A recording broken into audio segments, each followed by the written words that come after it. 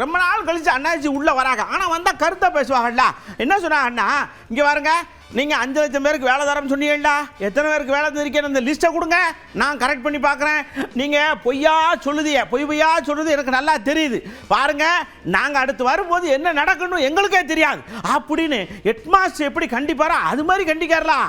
இன்னைக்கு பார்த்தீங்கன்னா டீச்சர்ஸ் 69,000 பேர் இன்னைக்கு காலி பண்ணிடுங்க. இன்னைக்கு இபியில் 50,000 பேர் காலி பண்ணிடுங்க. இருக்கு இன்னைக்கு கார்பரேஷனில் காலி பண்ணிட்டு இருக்கு. டிரான்ஸ்போர்ட்டில் 20,000 பேர் இருக்கு. வந்தவனும் பணி நிரந்தரம் பண்ணணும், நிலுவைத்தொகை கொடுத்துருவோம்.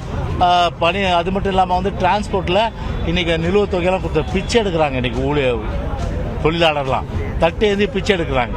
அந்த மாதிரி நிலைமைக்கு இன்னைக்கு தமிழ்நாட்டையும் தொழிலாளர் வர்க்கத்தையும் உழைக்கும் வர்க்கத்தையும் இன்னைக்கு தள்ளிட்டு இன்னைக்கு வாய் கூசாம ஒரு பொய்யே உருவமா, பொய்யே மூலதனமாக, பொய்யே வாழ்வாக, மூணுமே பொய்யே மூலதனமாக, பொய்யே வாழ்வாக, ஒரு பொய்யர்னுடைய ஒரு முழு சாட்சியாக பொய்க்கு வந்து உண்மையிலேயே வந்து ஒரு நேஷனல் அவார்டுலேருந்து ஆஸ்கர் அவார்டு கொடுக்குறோம்னா ஸ்டாலினை தேர்ந்தெடுக்கலாம். கண்டிப்பாக சொல்கிறேன்.